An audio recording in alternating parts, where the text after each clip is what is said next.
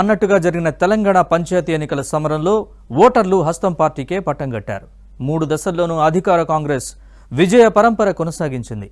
ప్రజాపాలనలో ఇది అద్భుత విజయమన్న సీఎం రేవంత్ 2029లోనూ ఇదే సీన్ రిపీట్ అవుతుంది అన్నారు. కాంగ్రెస్ విజయం వెనుక ప్రణాళికలేంటి? మున్ముందు టీ పాలిటిక్స్ మరింత హీట్ ఎక్కనున్నాయా?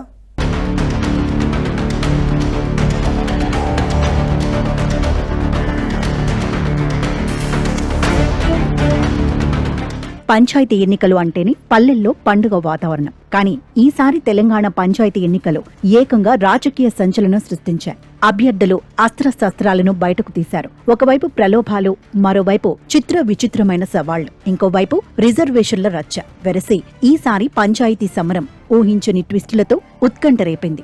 నిమిషాల వ్యవధిలో పార్టీలు మారిన వైనం మొదలు ఏకంగా లక్షలు విలువ చేసే బంపర్ ఆఫర్ల వరకు పల్లె పాలిటిక్స్ హీట్ ఎక్కించాయి. వినూత్న ప్రచారాలు ఆకట్టుకున్నాయి. పలుచోట్ల కుటుంబ పోరు రసవత్తరంగా మారింది. అమెరికా నుంచి వచ్చిన సాఫ్ట్వేర్ బాస్ బరిలోకి దిగడం దగ్గర నుంచి ఏకగ్రీవానికి లక్షలు ముట్ట చెప్పడం, చివరికి ఎన్నికల బహిష్కరణ వరకు ప్రతి గ్రామంలోనూ ప్రతిరోజు ఏదో ఒక ఇష్యూ బ్రేకింగ్ న్యూస్ అయింది. అయితే పల్లె ఎన్నికలు ఎన్ని చిత్ర విచిత్రాలకు వేదికైనప్పటికీ అధికార కాంగ్రెస్దే పైచేయి అయింది.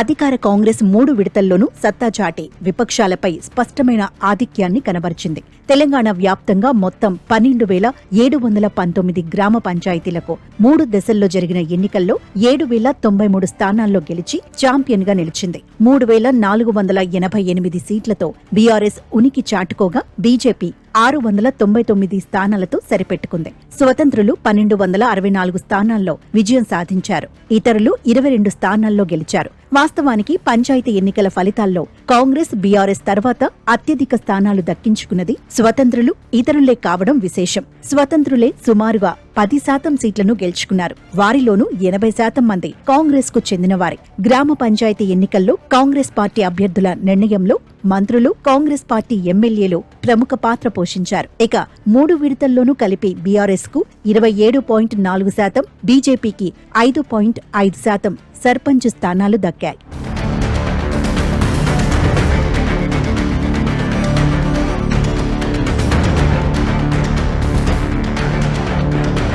పంచాయతీ ఎన్నికలను సీఎం రేవంత్ రెడ్డి ప్రతిష్టాత్మకంగా తీసుకోవడంతో మంత్రులు, ఎమ్మెల్యేలు, ఇతర ప్రజాప్రతినిధులు ఈ ఎన్నికలపై పూర్తి స్థాయిలో దృష్టి పెట్టి పనిచేశారు. సంక్షేమ పథకాలు లబ్ధిదారులకు సరిగా చేరాలంటే అధికార పార్టీ అభ్యర్థి గెలిస్తేనే మంచిదన్న ప్రచారం గ్రామాల్లో జోరుగా నడిచింది. ఇటీవలి జూబ్లీహిల్స్ ఉప ఎన్నికలు, ఇప్పుడు పంచాయతీ ఎన్నికల్లో విజయాలతో కాంగ్రెస్ శ్రేణుల్లో ఉత్సాహం పెల్లుబికుతోంది.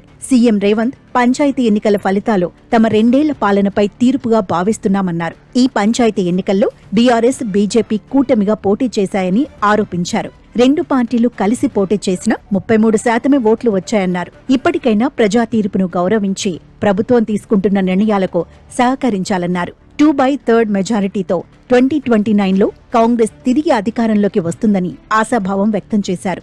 మొత్తానికి 8,335 గ్రామ పంచాయతీలు 66% ఫలితాలను కాంగ్రెస్ రెబెల్స్ ఈ ఎన్నికలలో మేము సాధించడం జరిగింది.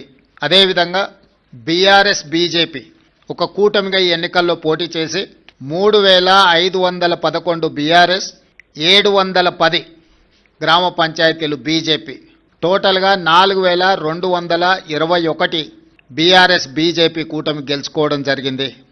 ఇది 33%. ఈ ఫలితాలు మా 2 సంవత్సరాల పరిపాలనకు ప్రజలిచ్చిన తీర్పు.